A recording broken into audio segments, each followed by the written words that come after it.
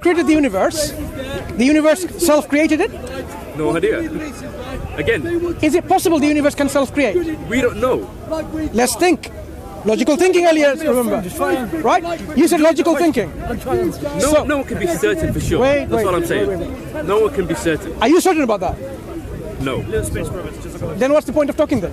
Are you certain that someone created the world? If no one can be certain about anything, Look, you're not why do you even question. talk? You're not answering my question. Are you certain that someone created the world? Yes, How do you know? because the one who created told us. Sorry?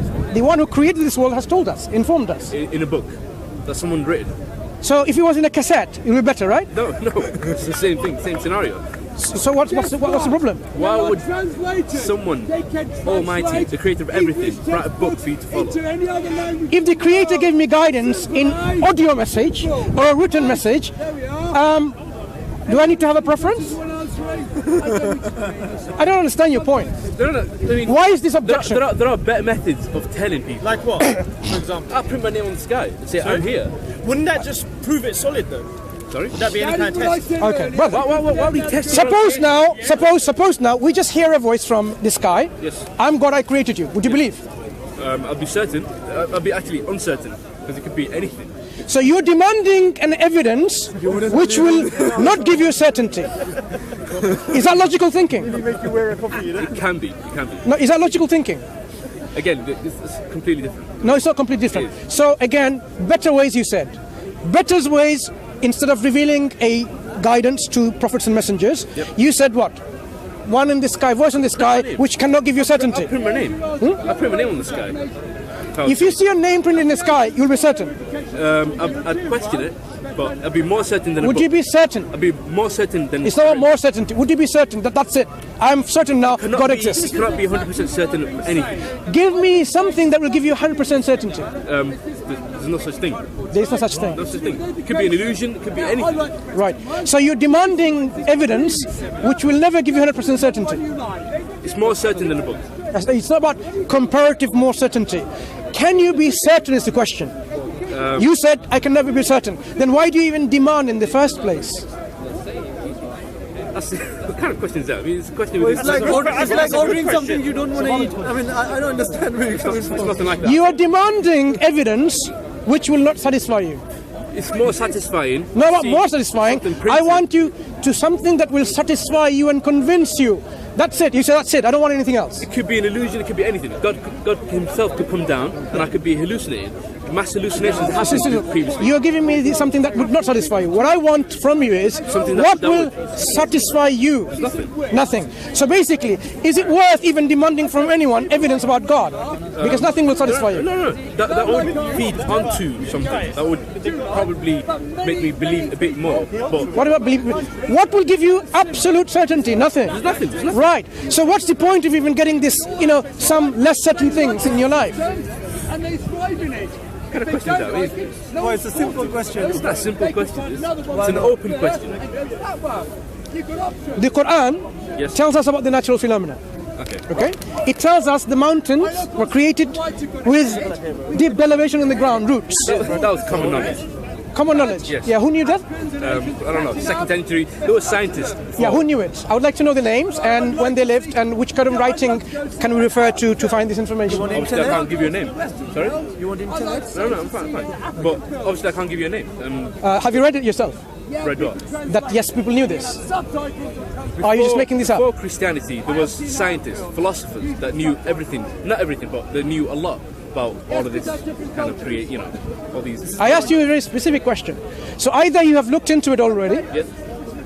or you haven't. Have you looked into it? Yes, I have. Okay, so you have read somewhere or heard somewhere that yes, people in the past, before the Quran came into existence, The Greeks knew the mountain had roots. So we should be able to find in their writings, right? Which writings can you refer me to, please? That's a tough question. I can't give you an answer. But you can take my email and you can send the information to me. There was knowledge previously about. I asked you about a specific question about mountain having roots. I'm not sure. No, you said they knew, and now you're saying I'm not sure. Stuff like that was common knowledge. You claim it was common knowledge. You should be able to substantiate your claim with evidence. I can't give you evidence of that right now. I'm not asking you to give me evidence now. The Greeks, Romans. There you go. Google. Find a But not everything is in Google, okay? Don't be like a Gary Googler. Okay. The Quran talks about the common origin of the universe, that it was just one piece joined together, and God parted it asunder, and previously. everything, That was known. and everything is made. Every living thing is from water. Oh, yeah, that was known previously. Who knew it? That's not. Who knew it? Galileo, for instance. Galileo came before the Quran or after the Quran? Before. Galileo came before the Quran. No, 2nd century. There were scientists from the Greeks. Who among the I Greeks? can't name. Okay. Have you read it yourself? But the On this particular one, I've read a lot of Greeks. You know, pre-Socrates, post-Socrates. I can give you some of the names, right? Alexander, Thales, Aristotle, and later on the scientists Galen, Hippocrates, and so on. Who among them or the others, the sophists, knew this? Because you made a claim again. I can't give you a name. But you'll be able to, right? If I give you my email. Yeah. Yeah, sure? Yeah. Okay, so at the end I will give you my email, and I expect that you provide some evidence for it. Okay, I will. Yeah, okay. Common knowledge. No, when you say common knowledge, this is a blanket generalization to discredit everything that we bring from the Quran. Common knowledge. On this particular issue, you know what about the issues of life? The Greeks believed in elements, like, you know, the ether, fire, water, earth, 4 or 5 elements, right? And life came from what? Water. Mixture of these. Okay. Right. There was one person called Thales. Everything came from water, not just life only. Okay. So that was the closest one. But again, he was not specific like the Quran. I haven't found any other Greeks. So unless you can tell me that yes, there you go, this is Greek author who's exactly told this information before the Quran did. It'll be interesting. Honestly, I'll provide it. Please do. Just like the embryo. What about the embryo? That was in the 2nd century. What did they know about the embryo? The bone and the flesh. on top. Okay. Did they know that the embryo resembled the shape of a leech? No.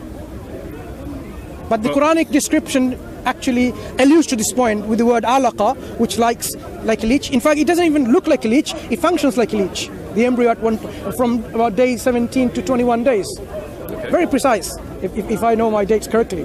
Okay. It looks like a leech with all these somites.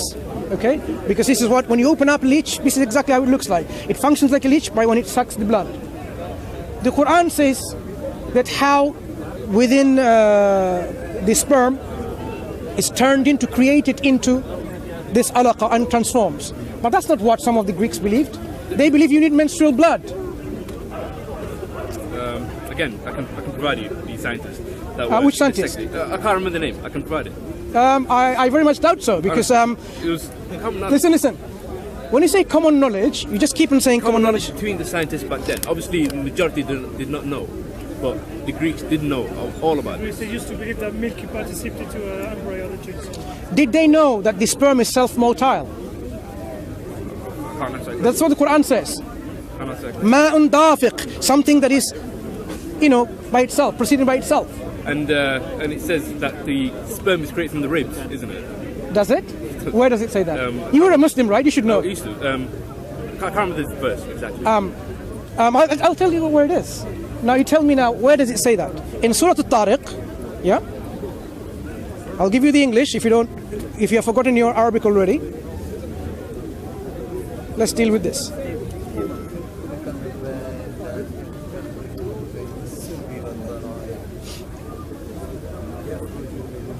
Okay. So now let man think from what he is created. He is created from a drop emitted, proceeding from the backbones and the ribs. Backbones and the ribs. And surely he is able to bring him back to life. The day that all things secret will be tested, he will have no power and no helper. What's the backbones and the ribs? Let's understand that before we go into the backbones and ribs. The Quran talks about let man. Now let man. فَلْيَنْظُرِ الْإِنسَانُ مِمَّا خُلِقَ. Let man think from what he's created. خُلِقَ مِنْ مَاءٍ دَافِقٍ. He's created from a water or ma, or a fluid that is self-emitting. Yeah. Okay? Gushing forth by itself.